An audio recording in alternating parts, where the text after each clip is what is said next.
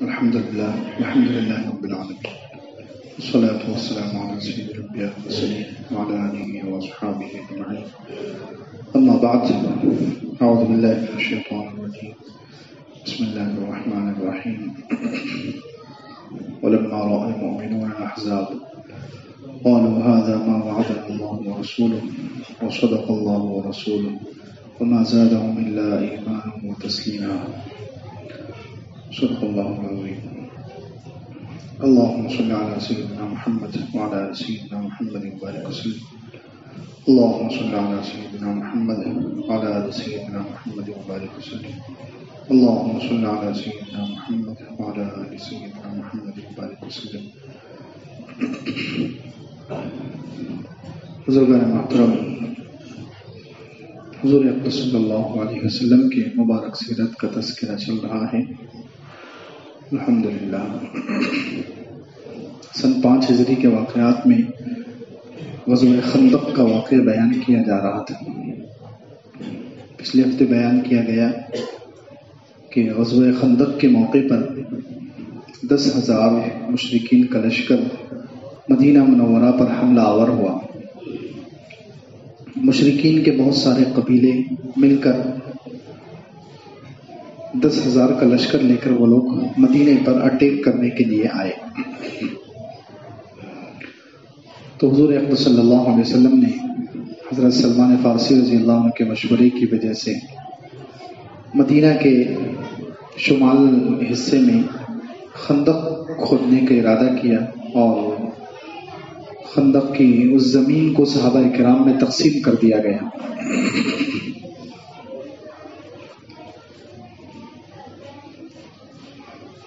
10 صحابہ پر 20 گز زمین تقسیم کر دی گئی اور کھودنے کا سلسلہ جاری ہوا.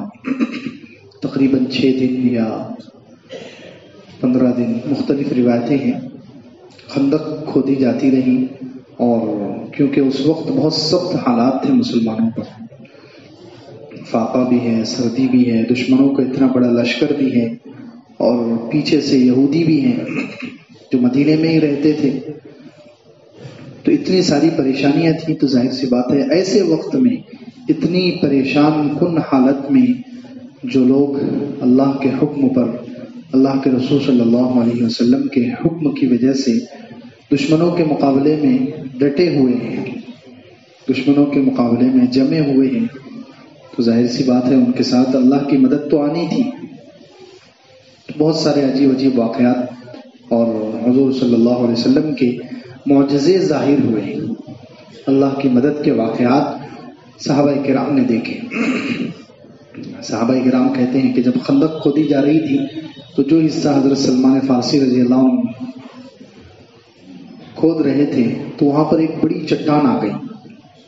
کھودتے کھودتے درمیان میں ایک بڑی چٹان، اور اتنی مضبوط چٹان کہ سب لوگ بے بس ہو گئے.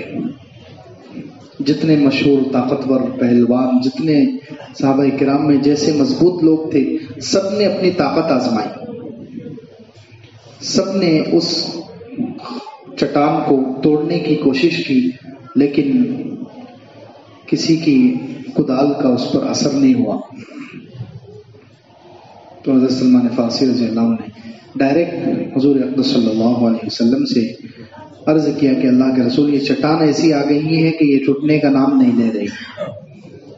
ہم لوگ اس کو توڑتے توڑتے تھک چکے ہیں. باقی بہت ساری خندق کا تو کام ہو چکا ہے، لیکن اس چٹان کی وجہ سے یہاں کام رکا ہوا ہے.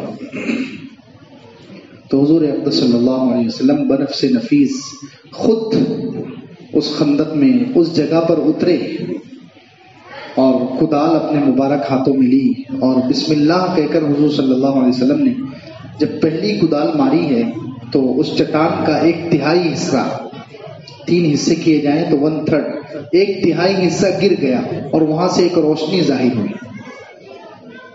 سیرت کی کتابوں میں ہے کہ حضور صلی اللہ علیہ وسلم کی مبارک ضرب، مبارک مار جب اس چٹان پر پڑی ہے تو فوراً 1/3 حصہ گر گیا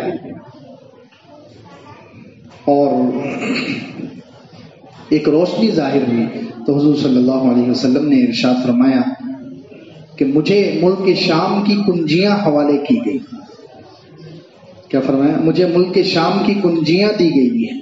اللہ کی قسم میں وہاں کے لال محلات کو اپنی آنکھوں سے دیکھ رہا ہوں، وہاں کے سرخ محلات کو اپنی آنکھوں سے دیکھ رہا ہوں. یہ آپ نے ارشاد فرمایا. پھر دوسری ضرب لگائی کدال سے.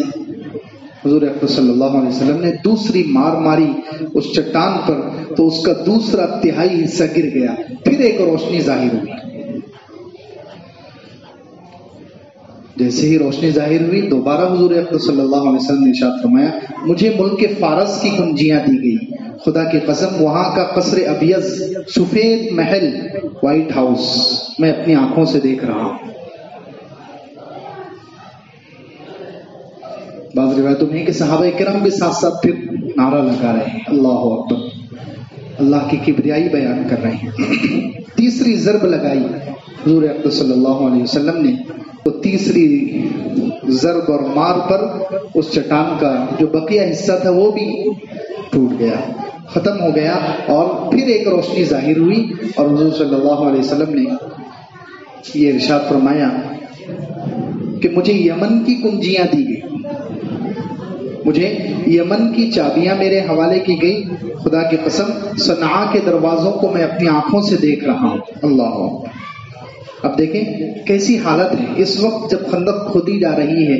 خود حضور اقدس صلی اللہ علیہ وسلم بھوک اور فاقے سے پریشان ہیں، پیٹ پر پتھر بندھے ہوئے ہیں. صحابہ کرام بھوک کے مارے بے چین ہیں، پریشان ہیں اور دشمنوں نے گھیر لیا ہے.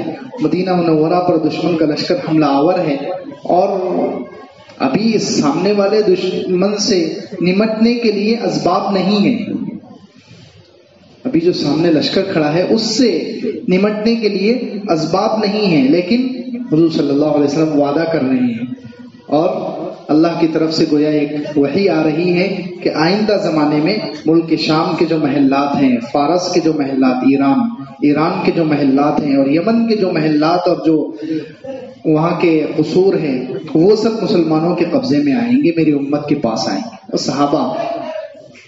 صحابہ کیسے غیب پر ان کا یقین کتنا کامل تھا. حضور صلی اللہ علیہ وسلم کی تعلیمات پر، حضور صلی اللہ علیہ وسلم کے مبارک ارشادات پر، آپ کی زبان مبارک سے نکلی ہوئی باتوں پر ان کو کتنا یقین کامل تھا کہ وہ سب تسلیم کر رہے ہیں. وما زادہم الا ایمانا وتسلیما. ان کا ایمان بڑھ رہا ہے کہ ہمارے ساتھ یہ بات ہے. منافق جو تھے روایتوں میں ہے کہ جب حضور صلی اللہ علیہ وسلم یہ بتلا رہے ہیں کہ روشنی ہوئی، ملک شام کے محلات مجھے دیے گئے، فارس کے محلات اور یمن کی کنجیاں میرے حوالے کی گئی، تو جو منافق تھے وہ پیچھے بک بک کرنے لگے، وہ حضور صلی اللہ علیہ وسلم کے خلاف اور صحابہ کے خلاف بکواس کرنے لگے کہ دیکھو ابھی یہاں پیشاب کے لیے جانے میں مشکل پیش آ رہی ہے، یہاں سے ہم کام چھوڑ کر، خندق چھوڑ کر پیشاب کو صحیح طریقے سے نہیں جا سکتے، سکون سے نہیں جا سکتے. اور باتیں ہو رہی ہیں اس زمانے کے سپر پاور جو طاقتیں تھیں ان طاقتوں کے فتح ہونے کی اور مسلمانوں کے قبضے میں آنے کی باتیں ہو رہی ہیں. نعوذ باللہ. یہ منافقین کہہ رہے ہیں ما وعدنا اللہ ورسول الا غرورا، کہ اللہ اور اس کے رسول تو نعوذ باللہ ہمارے ساتھ دھوکے کا وعدہ کرتے ہیں، یعنی خالی خواب دکھاتے ہیں، حقیقت نہیں ہوتی. یہ منافقوں کا نعرہ ہے، منافق یہ کہہ رہے تھے. لیکن صحابہ جو تھے ان کا ایمان بڑھ رہا تھا، ان کا یقین بڑھ رہا تھا کہ نہیں حضور پاک صلی اللہ علیہ وسلم کی جو بات ہے وہ پوری ہو کر رہے گی. اور ایسا ہی ہوا. 10 سے 15 سال میں یہ جتنی 3 جگہوں کی حضور صلی اللہ علیہ وسلم نے خوشخبری سنائی تھی اس زمانے کی سپر پاور طاقتیں وہ مسلمانوں کے ہاتھوں سے ٹوٹ گئی. روم، ایران، یمن، یہ ساری طاقتیں صرف 10 سے 15 سال، یعنی یہ 5 ہجری کے واقعات ہم لوگ بیان کر رہے ہیں. ہجرت کر کے حضور صلی اللہ علیہ وسلم کو 5واں سال ہے. 5واں سال حضور صلی اللہ علیہ وسلم خوشخبری سنا رہے ہیں کہ ملک شام مسلمانوں کے ہاتھ میں آئے گا، ایران مسلمانوں کے ہاتھ میں آئے گا، یمن کی کنجیاں مسلمانوں کے پاس آئے گی. تو یہ 5ویں سال وعدہ ہو رہا ہے اور وعدہ پورا ہونے میں صرف 10 سے 15 سال لگے. سن 20 ہجری تک، حضرت عمر رضی اللہ عنہ کے زمانے میں سن 20 ہجری تک یہ تینوں جگہیں مسلمانوں کے قبضے میں آ چکی تھی.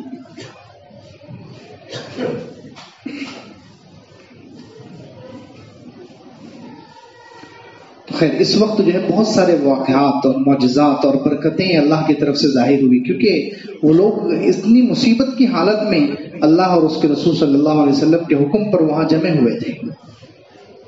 سب بھوکے ہیں، فاقے سے ہیں، پریشان حال ہیں، تو اللہ کی مدد بھی عجیب عجیب دیکھنے میں آئی. بشیر ابن سعد رضی اللہ عنہ ایک صحابی تھے، ان کی بیٹی کچھ کھجوریں لے کر آئی. ان کی بیٹی کچھ کھجوریں لے کر آئی کہ اپنے ابا کو اور اپنے ماموں کو دے دوں گے. ان کے ماموں عبداللہ ابن رواحہ رضی اللہ عنہ جو مشہور صحابی ہیں. تو وہ بچی جو ہے اپنے ماموں کو اور اپنے ابا کو دینے کے لیے کچھ کھجوریں لے کر آئی، اور وہ پورے خندق میں صحابہ کرام پھیلے ہوئے تھے. 1000 یا 1500 یا 3000 صحابہ کرام موجود تھے. کچھ آ رہے تھے، جا رہے تھے، کیونکہ ابھی تو کافروں کا لشکر آیا نہیں، ابھی صرف خندق کھودی جا رہی ہے اور مسلمان ابھی پریشانی میں ہے، فاقے میں ہے. تو وہ بچی اپنے باپ، اپنے والد اور اپنے ماموں کے لیے کچھ کھجوریں لے کر آئی، اور وہ ان کو تلاش کر رہی ہے. اتنے میں حضور صلی اللہ علیہ وسلم کی نظر پڑ گئی. حضور نے بلایا، بچی ادھر آ. بچی قریب آ گئی. حضور صلی اللہ علیہ وسلم نے پوچھا کہ کیا ہے تمہارے ہاتھ میں؟ اس بچی نے کہا کہ میرے پاس کچھ کھجوریں ہیں، میرے امی نے دی ہے کہ میں اپنے ابا اور اپنے ماموں کو یہ کھانے کے لیے دے دوں. تو حضور صلی اللہ علیہ وسلم نے ارشاد فرمایا لا ادھر. وہ کھجوریں لے لی، دونوں مٹھی بھی مشکل سے نہیں بنی. اتنی کم کھجوریں تھی کہ 2 مٹھی بھی برابر نہیں بنی. حضور صلی اللہ علیہ وسلم لے کر ایک کپڑے پر ڈال دی، اور پورے خندق میں جتنے لوگ خندق کھود رہے تھے سب کو آواز دے دی کہ آ جاؤ بھائی، سب کھانا کھا لو. اب اتنی سی کھجوریں ہیں، اور پورے خندق والوں کو آواز دی گئی. سب کے سب جمع ہو گئے. روایتوں میں ہے کہ صحابہ کرام کھاتے جا رہے ہیں، اور وہ کھجوریں ہیں کہ بڑھتی جا رہی ہے. جب سارے صحابہ کرام پیٹ بھر کر فارغ ہو گئے تو کھجوریں کپڑے سے نیچے گر رہی تھی. کھجوریں کپڑے سے نیچے، جو کپڑا بچھایا گیا تھا، دستر بچھایا گیا تھا، اس سے نیچے وہ کھجوریں گر رہی تھی. اتنی لبالب تھی. اسی طریقے سے حضرت جابر رضی اللہ عنہ کا بھی واقعہ ہے، غزوہ خندق کے موقع کا ہے. انہوں نے دیکھا حضور صلی اللہ علیہ وسلم کے فقر فاقے کو، پریشانی کو، بھوک کو، تو ان سے برداشت نہیں ہوا. اجازت لے کر اپنے گھر گئے اور اپنی بیوی کے پاس پہنچ کر بیوی سے پوچھا کہ میں نے حضور صلی اللہ علیہ وسلم کی جو حالت دیکھی ہے مجھ سے برداشت نہیں ہوئی. حضور کے پیٹ پر پتھر بندھا ہوا ہے اور آپ بھوکے ہیں، تمہارے پاس کچھ ہے کھانے کے لیے؟ تو انہوں نے کہا کہ 1 سا تقریباً 2.5 کلو اناج ہے، اور ایک چھوٹا بکری کا بچہ ہے. تو حضرت جابر رضی اللہ عنہ خوش ہو گئے کہ چلو ٹھیک ہے، اللہ کے رسول صلی اللہ علیہ وسلم کی دعوت کر دیں گے. بکری کا بچہ ذبح کیا گیا، اور انہوں نے جو 1 سا آٹا رکھا ہوا تھا، اناج رکھا ہوا تھا، ان کی بیوی نے اس کا آٹا گوندھ لیا. اب حضرت جابر رضی اللہ عنہ جانے لگے حضور صلی اللہ علیہ وسلم کو بلانے کے لیے. تو بیوی نے پیچھے سے کہا کہ دیکھو مجھے رسوا مت کر دینا، یعنی اتنے آدمیوں کو بلا کر لانا کہ کھانا سب کو پھر جائے، کافی ہو جائے، کہیں ایسا نہ ہو تم زیادہ آدمیوں کو لے کر آ جاؤ اور میں رسوا ہو جاؤں، کھانا کم پڑ جائے اور میری رسوائی ہو، مجھے رسوا مت کرنا. انہوں نے کہا ٹھیک ہے. وہ حضور پاک صلی اللہ علیہ وسلم کے پاس پہنچے اور اکیلے میں حضور صلی اللہ علیہ وسلم سے کہا کہ آپ اور آپ کے ساتھ 2-3 لوگ یا 10 لوگ بس چلیں، آپ لوگوں کی دعوت ہے، میرے گھر کھانا ہے. تو حضور صلی اللہ علیہ وسلم نے پورے خندق میں یہ اعلان کر دیا کہ چلو آج جابر کے پاس سب کی دعوت ہے، جابر کے پاس سب کی دعوت ہے. تو حضرت جابر رضی اللہ عنہ تو بہت پریشان ہوئے کہ یہ کیا، میں نے تو چند آدمیوں کی دعوت دی تھی اور اب یہاں پر پورے 1000، اس وقت پورے 1000 لوگ تھے. تو حضور صلی اللہ علیہ وسلم نے پورے 1000 لوگوں میں اعلان کر دیا کہ جابر کے پاس دعوت ہے.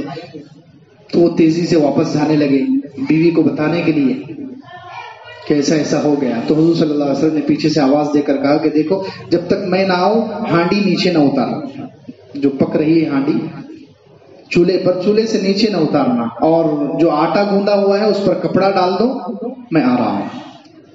حضور صلی اللہ علیہ وسلم صحابہ کرام کو لے کر پہنچ گئے.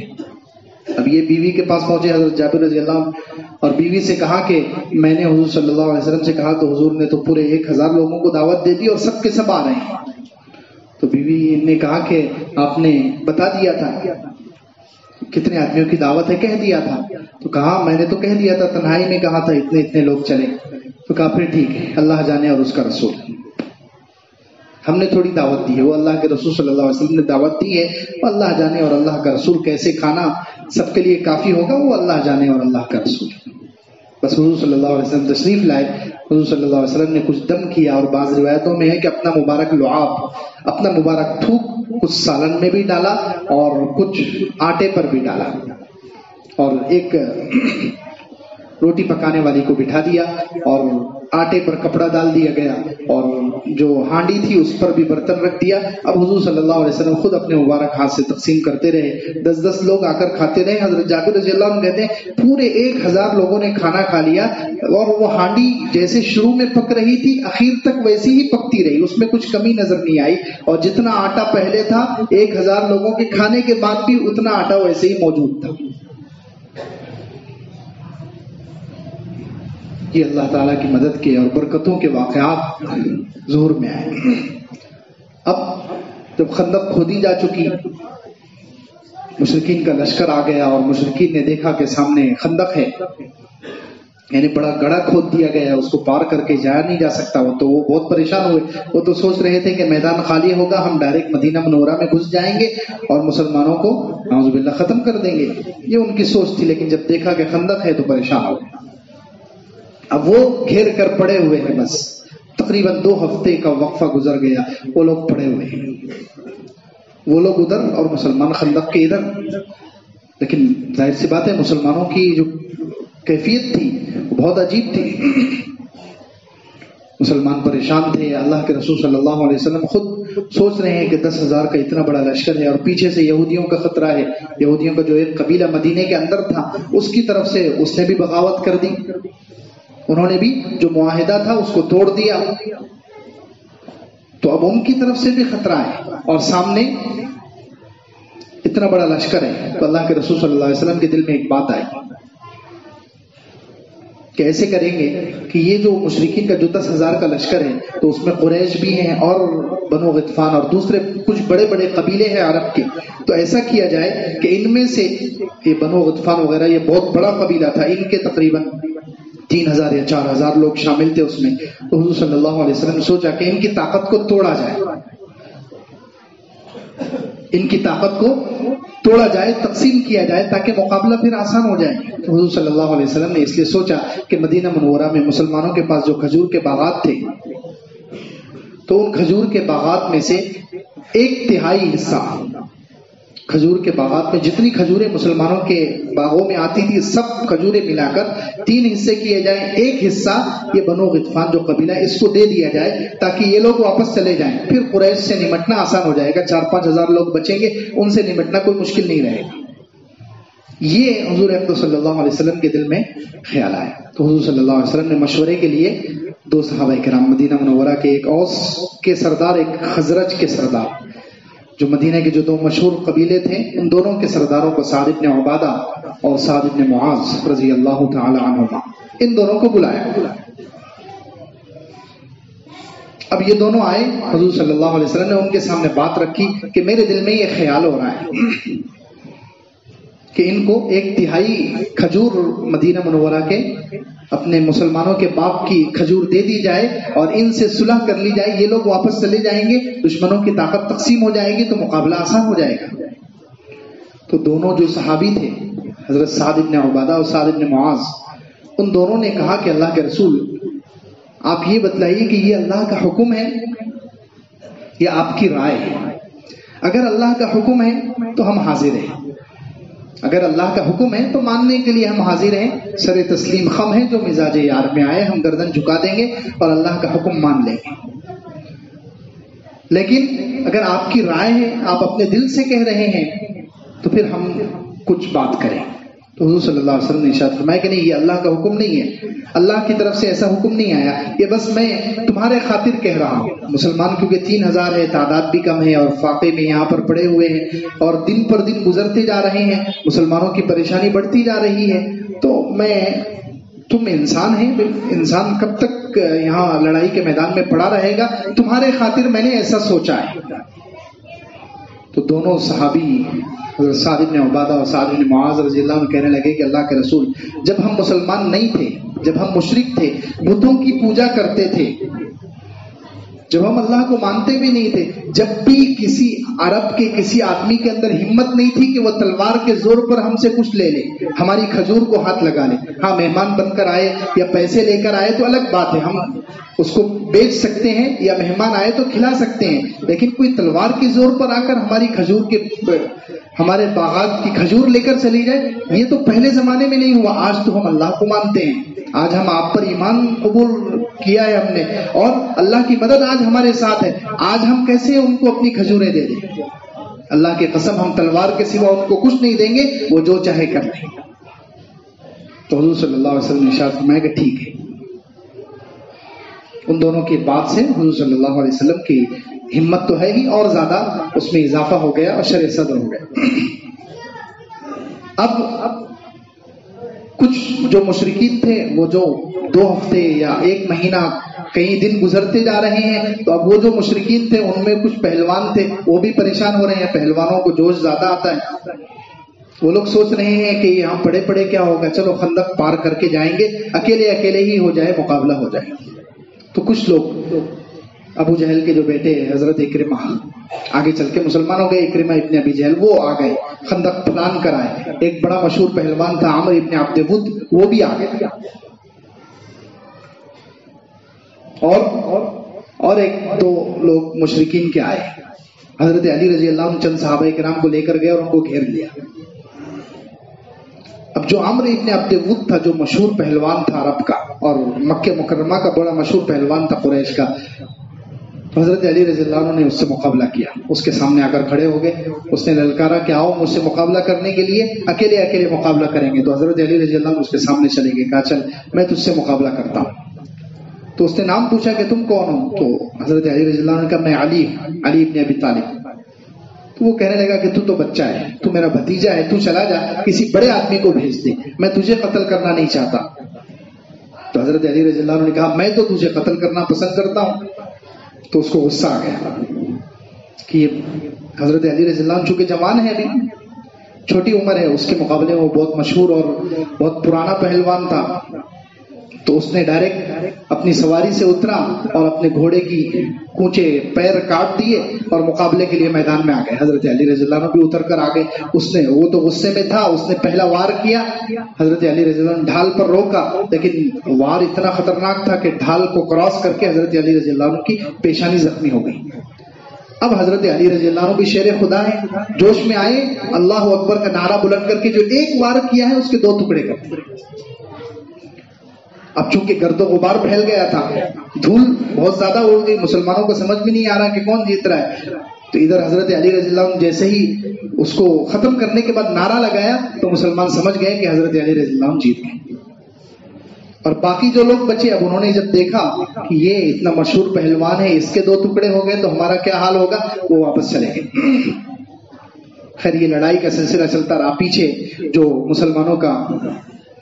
مسلمان جو اپنی عورتوں کو ایک قلعے میں چھوڑ کر آئے تھے، مسلمان اپنی عورتوں کو ایک قلعے میں چھوڑ کر آئے، اور اس قلعے کے بازو میں یہودیوں کا قلعہ تھا. اب یہودیوں کی طرف سے ان عورتوں کو مستقل خطرہ لگا ہوا تھا، اور عورتوں کے پاس کوئی زیادہ لشکر نہیں تھا، کیونکہ یہاں لشکر کی ضرورت ہے. کل 3000 آدمی ہیں مسلمانوں کے پاس، تو وہ سب یہاں پڑے ہوئے ہیں. وہاں صرف چند نوجوان رکھے گئے، اور حضرت حسان ابن ثابت رضی اللہ عنہ جو مشہور شاعر ہیں، اور لیکن وہ بہت بوڑھے تھے، ان کو رکھا گیا. اب یہودی جو بنو قریظہ کا ایک قبیلہ مدینہ منورہ کے اندر تھا، اس نے سوچا کہ موقع اچھا ہے، مسلمان تو ادھر خندق کے پاس پڑے ہوئے ہیں، یہاں ان کی عورتوں کے پاس کوئی نہیں ہے، ہم لوگ عورتوں پر حملہ کریں اور عورتوں کو ختم کر دیں. یہ سوچ کر انہوں نے سب سے پہلے ایک آدمی کو بھیجا جاسوسی کے لیے کہ مسلمان جس قلعے میں ہیں اس قلعے کو دیکھ کر آؤ، وہاں کتنے آدمی ہیں، لڑنے والے کتنے لوگ ہیں. یہودی جیسے ہی آیا تو حضور صلی اللہ علیہ وسلم کی پھوپھی حضرت صفیہ رضی اللہ عنہ، حضرت صفیہ نے دیکھ لیا اس کو، اور حضرت صفیہ رضی اللہ عنہ سمجھ گئی کہ یہ جاسوسی کے لیے آیا ہے، موقع دیکھنے کے لیے آیا ہے. تو حضرت حسان ابن ثابت چونکہ وہاں کے امیر تھے، ان سے کہا کہ دیکھو یہ یہودی موقع دیکھنے کے لیے آیا ہے، اس کو جلدی سے قتل کر دو، ورنہ یہ جا کر پوری صورتحال بتلائے گا اور پھر یہودیوں کا بہت بڑا لشکر آئے گا اور ہمارے اوپر آفت آ جائے گا. تو حضرت حسان ابن ثابت کہنے لگے میں تو بہت بوڑھا ہوں، کمزور ہوں، مجھ سے یہ کام نہیں ہوگا، ایک آدمی کا قتل مجھ سے نہیں ہوگا، میں کمزور ہوں، بہت بوڑھے تھے۔ تو حضرت صفیہ رضی اللہ عنہ نے خود ہی ایک کھوٹا لیا، جو خیمے میں جو گاڑتے ہیں وہ کھوٹا لیا۔ حضرت صفیہ رضی اللہ عنہ حضور صلی اللہ علیہ وسلم کی پھوپھی، حالانکہ اس وقت ان کی 50 سے زیادہ عمر ہے، 52 یا 53 سال ان کی عمر ہے، اتنی عمر میں وہ ایک یہودی آدمی کو قتل کرنے کے لیے کھوٹا لے کر گئے۔ اس کو موقع دیکھ کر اس کھوٹے سے اتنا مارا کہ وہ مر گیا، اکیلی عورت۔ دیکھیں کیا ان کی شجاعت، بہادری، ایمان اور اللہ پر یقین۔ اس یہودی کو اکیلے حضرت صفیہ رضی اللہ عنہ نے ختم کر دیا۔ اب واپس آئی، اور واپس آ کر حضرت حسان سے کہا کہ دیکھو اس کے اوپر جو سامان ہے لڑائی کا، ہتھیار وغیرہ سب لے کر آ جاؤ، کیونکہ وہ مرد ہے، میرے لیے اجنبی ہے، پردہ ہے، اس لیے میں نہیں لا سکتی۔ تو حضرت حسان نے اس سے بھی معذوری کا اظہار کیا کہ میں یہ کام بھی نہیں کر سکتا، کمزور ہوں، وہ خود جا کر لے کر آئی۔ تو خیر یہ اس وقت یہ کیفیت ہے کہ سامنے 10,000 کا لشکر ہے، پیچھے سے یہود بنو قریظہ کا مسئلہ ہے، اور ایسے وقت میں اللہ کے رسول صلی اللہ علیہ وسلم اور صحابہ ڈٹے ہوئے ہیں۔ اس کے بعد کیا ہوا انشاءاللہ